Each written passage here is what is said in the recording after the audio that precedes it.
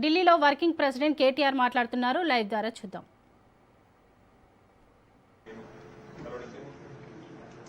ముఖ్యంగా రైల్వే రంగానికి సంబంధించిన కొన్ని సమస్యలు, అట్లాగే ఐటీ రంగానికి సంబంధించి కొన్ని సూచనలు వారికి మేము చేయడం జరిగింది. ప్రస్తుతం రాష్ట్రంలో ఈరోజు మరి ఈ సౌత్ సెంట్రల్ రైల్వే, దక్షిణ మధ్య రైల్వే ఏదైతే ఉందో దీన్ని పునర్విభజన చేసే కార్యక్రమం నడుస్తూ ఉంది. మేము గౌరవ మంత్రి గారికి చెప్పింది ఏమంటే, దయచేసి మీరు కాజీపేట ప్రజల కోరిక, వరంగల్ ప్రజల కోరిక, కాజీపేటలో రైల్వే డివిజన్ కావాలని, రావాలని, అందులో భాగంగా దయచేసి కాజీపేటలో ఒక రైల్వే డివిజన్ని ఏర్పాటు చేయాలని చెప్పి మేము వారిని కోరడం జరిగింది.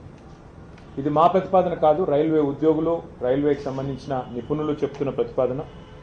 మేము ప్రతిపాదించిన ఈ రైల్వే డివిజన్లో కాజీపేట, బల్లార్షా, పెద్దపల్లి, నిజామాబాద్, కాజీపేట, ఎర్రుపాలెం, డోర్నకల్, మనుగూరు, మోతమర్రి, విష్ణుపురం, కాజీపేట, వంగపల్లి సెక్షన్లు ఉండాలని సూచించాం. రైల్వే ఉద్యోగులు కూడా ఈ విషయంలో సంపూర్ణ మద్దతు తెలియజేస్తూ ఉన్నారు. ఇక్కడ విషయం ఏమంటే, 900 కిలోమీటర్లు మాత్రమే ఉండే గుంటూరుని ఒక డివిజన్గా చేస్తూ ఉన్నారు. మాకు ఆ విషయంలో అభ్యంతరం లేదు. అట్లాగే 2200 కిలోమీటర్లతో విజయవాడ, గుంతకల్ డివిజన్ పనులు కూడా జరుగుతూ ఉన్నాయి.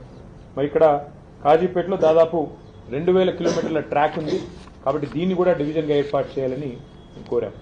అట్లాగే మా రవిచంద్ర గారు కూడా కొత్తగూడెం డివిజన్ ఏర్పాటు చేసే సాధ్యాసాధ్యాలు పరిశీలించాలని చెప్పి వారు కూడా వివరంగా మరి మంత్రి గారికి రిప్రజెంటేషన్ కూడా ఇవ్వడం జరిగింది. సో కాజీపేట డివిజన్ అనేది ఒక డిమాండ్గా, అట్లాగే కొత్తగూడెం డివిజన్ అనేది మరొక డిమాండ్గా సాధ్యాసాధ్యాలు పరిశీలించి ఏ రకంగా చేస్తే బాగుంటుందో మరి న్యాయం చేయాలి అని చెప్పి వారికి కోరడం జరిగింది.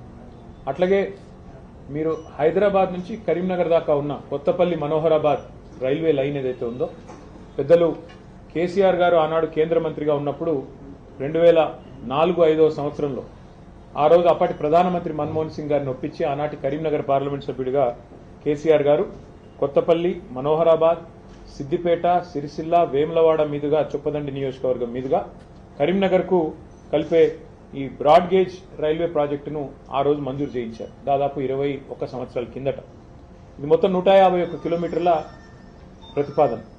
కానీ ఎప్పుడైతే కేసీఆర్ గారు మరి తెలంగాణ ఇవ్వనందుకు నిరసనగా కేంద్ర మంత్రివర్గం నుంచి పక్కకు జరిగారో 2006లో, 2006 నుంచి 2014 వరకు 8 సంవత్సరాలు కాంగ్రెస్ ప్రభుత్వం ఆ ప్రతిపాదనను పూర్తిగా కోల్డ్ స్టోరేజ్లో పెట్టింది, పక్కన పెట్టింది. ఆ తర్వాత తిరిగి మళ్ళీ తెలంగాణ ఏర్పడ్డ తర్వాతనే మళ్ళీ ఇక్కడ కేంద్రంలో బీజేపీ ప్రభుత్వం వచ్చినాక మేము వారిని సంప్రదించి వారికి కొన్ని మరి కీలకమైన నిర్ణయాలు తీసుకోవడం వల్ల ముందుకు కదిలింది. అందులో ఏం చెప్పాము, ఉచితంగా భూసేకరణ మేమే చేసిస్తామని చెప్పి ఆ రోజు రాష్ట్ర ప్రభుత్వ పరంగా మనం ప్రతిపాదించడం జరిగింది. అట్లాగే 3వ వంతు ప్రాజెక్టు నిర్మాణ ఖర్చులో కూడా 3వ వంతు మేము భరిస్తాం, 1/3 కాస్ట్ మేము భరిస్తామని చెప్పాం. ప్రత్యేక ఒప్పందం చేసుకున్నాం. అప్పుడు పనులు 2014 తర్వాత మొదలైనాయి.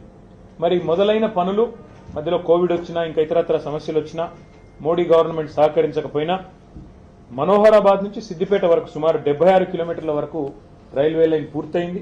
పూర్తయి అక్టోబర్ 3, 2023 అంటే మేము దిగిపోకంటే 2 నెలల ముందే ఆ 76 కిలోమీటర్లు పూర్తి చేశాం.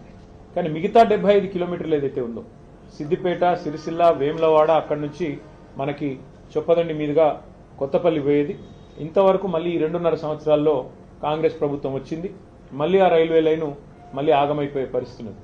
అందుకే ఇవాళ కేంద్ర మంత్రి గారిని తెలంగాణ ప్రభుత్వం ఇంకా కొన్ని డబ్బులు ఇవ్వాలి. మనం గతంలో చేసుకున్న ఒప్పందం ప్రకారం 416 కోట్ల రూపాయలు మరి ఇవ్వాలి.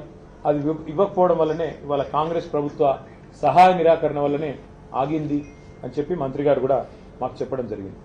భూసేకరణ మరొక 96 హెక్టార్లు చేయాల్సి ఉంది అని చెప్పి మరి ఇక్కడ రాజ్యసభలో కేంద్ర ప్రభుత్వం మా సభ్యులు ప్రశ్న అడిగితే సమాధానం కూడా ఇచ్చారు. ఇక్కడ వాస్తవం ఏమంటే 20 ఏళ్ల కింద ప్రతిపాదించిన ప్రాజెక్ట్, ఇక సమయం గడిచిన కొద్దీ కాస్ట్ పెరుగుతూ ఉంది. అందుకే మంత్రి గారికి గుర్తు చేశాం, మొదలు మంజూరైనప్పుడు 1160 కోట్లు ఈ రైల్వే లైన్ యొక్క అంచనా వ్యయం. ఈరోజు అది 2780 కోట్లకు పెరిగింది, అంటే డబల్ కంటే ఎక్కువైంది. ఈ ప్రాజెక్ట్ వల్ల లాభం ఏంటి ఈ రైల్వే లైన్ వల్ల అంటే, మధ్యలో టెక్స్టైల్ హబ్గా ఉన్న సిరిసిల్ల, మరి ఒక తిరుపూర్ స్థాయిలో తమిళనాడులో ఎదిగేదానికి ఆస్కారం ఉన్న ప్రాంతం సిరిసిల్ల. వాళ్ళ సిరిసిల్ల నుంచి వస్త్ర ఉత్పత్తులు, అపారెల్ పార్క్ కానీ, టెక్స్టైల్ పార్క్ కానీ అక్కడి నుంచి ప్రపంచ విపణిలోకి పోతా ఉన్నాయి, ప్రపంచ మార్కెట్లోకి పోతా ఉన్నాయి. ఇవాళ న్యూయార్క్ దాకా, అమెరికా దాకా కూడా సిరిసిల్లలోని కొన్ని కంపెనీలు తమ తమ టెక్స్టైల్ ఉత్పత్తులను వారు ఎక్స్పోర్ట్ చేస్తూ ఉన్నారు. అట్లాగే పక్కన దక్షిణ కాశీగా పేరుపడ్డ వేములవాడ కూడా అదే సర్క్యూట్లో ఉంది. కాబట్టి రాజరాజేశ్వర స్వామి